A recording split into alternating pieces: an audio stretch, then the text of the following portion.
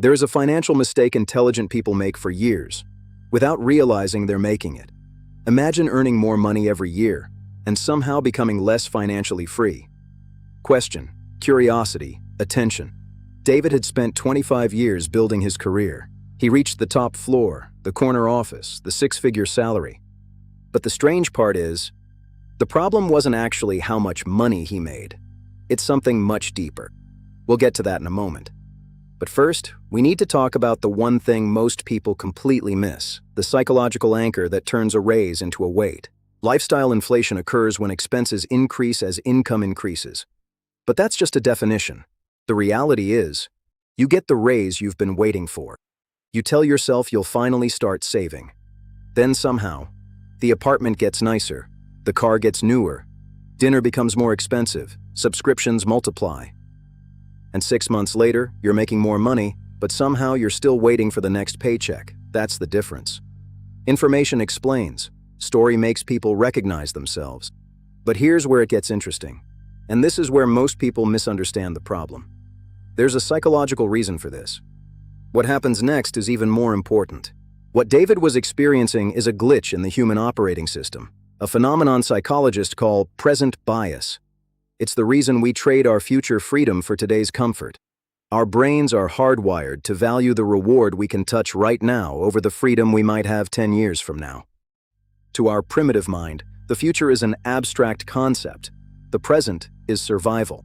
For David, the raises weren't just money. They were dopamine hits that drowned out the quiet anxiety of his empty savings account. He wasn't buying things. He was buying a temporary escape from the pressure of his own success. But here's the uncomfortable truth. Understanding the science doesn't make the trap disappear. In fact, for most, it makes it feel even tighter. Because now you know you're trapped, but you still don't know how to leave. But there's another reason this happens, and it's the one most people completely miss. It's not actually about the money. It's about the identity. David thought he was building a life, but he was actually building a performance. Every promotion, every bonus, every title, it all required a more expensive mask to maintain the image of success. And here's where it gets interesting. We don't just spend money to show others who we are. We spend money to convince ourselves of who we've become. If the lifestyle fades, we fear the person inside fades with it. This is the psychological tax of success. The more you achieve, the more you feel you have to protect. You're not buying freedom, you're buying a defense against the truth of your own vulnerability. And you may be doing something similar without realizing it. Every major idea we've discussed isn't just David's story. It's yours. Every time you reach for that next upgrade, ask yourself, are you buying freedom, or are you buying another layer of the mask? But knowing this isn't enough. Knowledge alone is a trap of its own. It's the comfort of understanding your chains without the courage to break them. To leave the golden cage, you must first stop believing the bars are necessary for your safety. This is where the transformation begins. The solution isn't to stop enjoying your money. It's to decide in advance what your future self deserves. It's about moving from accidental spending to intentional building. Most people spend for the person they are today, or the person they want others to see. But true financial wisdom begins when you start spending for the person you will be in 10, 20, or 30 years. David's transformation didn't start with a budget. It started with a question. What am I actually trying to buy? He realized he wasn't chasing a car or a house. He was chasing the ability to say no. The first step is simple, yet most find it impossible. Automate your freedom before you automate your lifestyle. Secure the future self first, and let today's self live on what remains. Money videos are ultimately about life.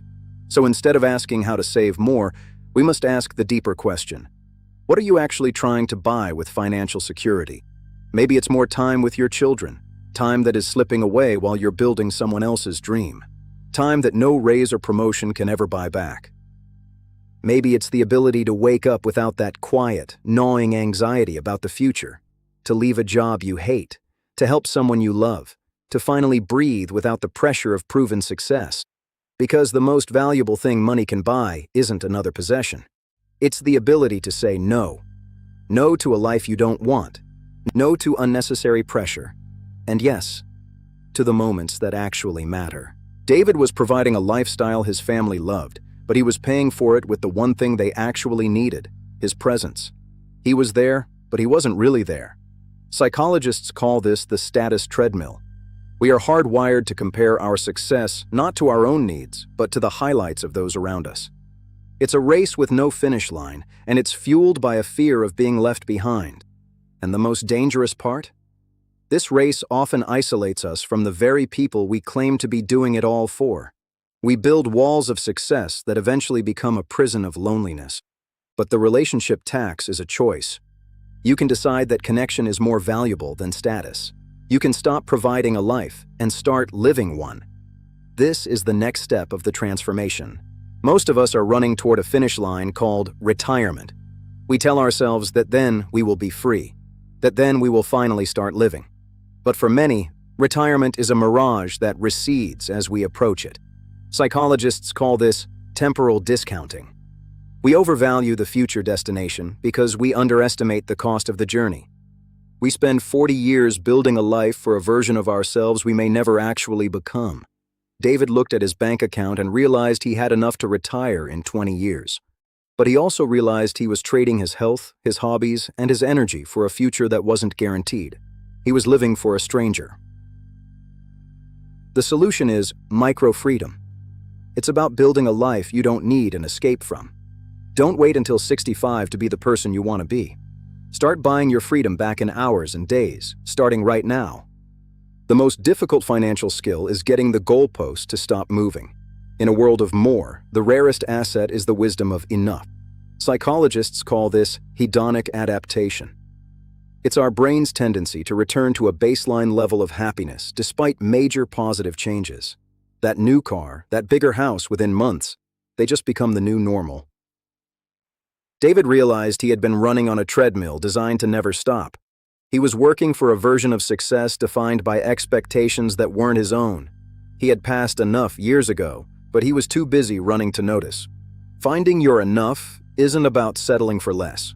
It's about deciding when you have enough to live the life you actually want. Because once you know your number, you stop being a servant to the goalpost. For David, the transformation became practical. He sold the car that he bought to impress people he didn't even like.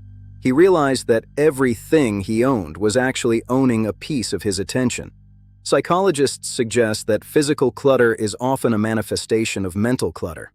By simplifying his environment, David was reclaiming his mental bandwidth. He wasn't losing things. He was gaining focus. He stopped starting his day by reacting to the world's demands. He reclaimed his mornings. He started buying back his time, 1 hour at a time, long before the finish line of retirement. This was his first taste of true freedom. Not the freedom to do anything, but the freedom to do nothing, to simply exist without the need to prove his success through spending. After years of chasing more money, better things, bigger houses, David eventually discovered that the most valuable thing money can buy isn't another possession. It's the ability to pass down a legacy of values, not just a legacy of value. We focus so much on what we leave for our children, we forget what we leave in them. Because your future is being built by decisions that feel too small to matter today. The presence you give now is the freedom they will carry tomorrow. Financial freedom isn't about becoming someone completely different. It's about becoming more intentional with the person you already are. That is the ultimate golden wisdom. Imagine building a fortress so secure, so perfectly defended, that you eventually realize you haven't just kept the world out. You've locked yourself in. This is the security paradox. The more wealth you accumulate, the more your mind shifts from the joy of creation to the anxiety of protection. Success becomes something you have to defend. For David, the fear of losing what he had built became louder than the joy of having it. He was no longer working to grow. He was working to not shrink. The dream of freedom was replaced by the weight of security. Psychologists call this loss aversion. The pain of losing is twice as powerful as the joy of gaining. It is the invisible wall that keeps success from ever feeling like true freedom. The irony of building a fortune to escape worry is that the worry often survives the escape. We spend years trying to buy safety, only to find the fear has moved in with us. Psychologists call this the scarcity mindset. When you live in survival mode for too long, your cognitive bandwidth remains taxed. Your brain begins to treat peace not as a reward, but as a threat. David had simplified his life, but his mind was still on high alert. He had won the race, yet he was still running. Every dip in the market felt like an impending catastrophe, a silent leak that would drain his fortress. To truly escape the trap, you must realize that safety isn't something you buy. It's a boundary you decide to set. It's the moment you stop defending your fortress and start living in the country. If you have 1 billion seconds left in your life, you are a time billionaire. That's roughly 31 years. Money can be made, but time can only be spent. Psychologists find that the most reliable predictor of long-term happiness isn't the size of your bank account, but the level of autonomy you have over your time. David decided to step down from the corner office. He took a role with less prestige and a lower salary, but with a schedule that finally belonged to him. He was trading gold for life. He realized that being wealthy isn't about what you can afford to buy. It's about what you can afford to ignore. He was no longer a servant to the clock. He was its owner. The most dangerous way to live is by default. It's the silent accumulation of choices you never actually made, but simply inherited from the expectations of the world around you. David realized that most of his stress didn't come from his work, but from the default life he had built around it. He was living a script written by someone else, performing a role he never auditioned for. Psychologists call this decision fatigue. When your life is a series of reactive defaults, you lose the bandwidth for intentionality. You aren't choosing your life, you're simply complying with it. True freedom is the courage to live by design.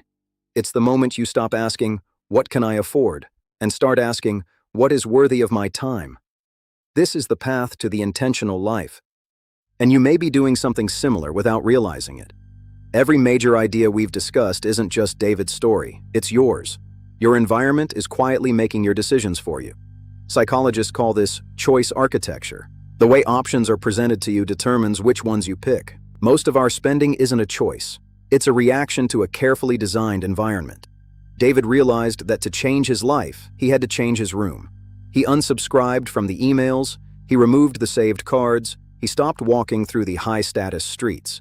He redesigned his architecture. The solution isn't just willpower, it's design. When you control your environment, you control your future.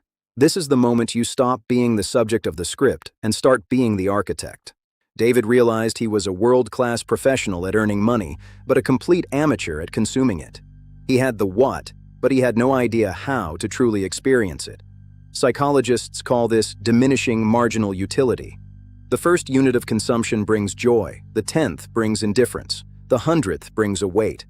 Most high earners are simply collecting 100th units. The earner's blind spot is the belief that more will eventually fix the lack of enough. But enjoyment isn't a property of the object, it's a property of your attention. You cannot buy a skill you haven't practiced. The solution is to stop upgrading the objects and start upgrading the experience. True freedom is the ability to find $1 billion of value in a single, focused moment. After years of asking, "How much can I get?" David asked, "How much can I give?" The pivot to contribution is where success becomes legacy. Psychologists call this generativity. It is the adult need to create or nurture things that will outlast the self. True fulfillment isn't found in what you consume, but in the value you contribute to the lives of others. David used his time for impact, mentoring those still in the race. He realized the highest form of security is the capacity to help. Wealth is a tool, but impact is the destination. When you use your freedom to build a bridge for someone else, you finally stop worrying about the fortress. This is the true end of the freedom trap. We have traveled a long road, but the destination is simple. To escape the freedom trap, you need a new framework. 4 pillars to support a life lived by design rather than default. Pillar 1. Design. Stop asking what you can afford, and start asking what is worthy of your time. Your life is an architecture. You are the architect. Pillar 2. Enough. Stop the moving goalpost. Define your psychological ceiling of satisfaction, or you will spend your life chasing a mirage. Pillar 3. Time. Remember that you are a time billionaire.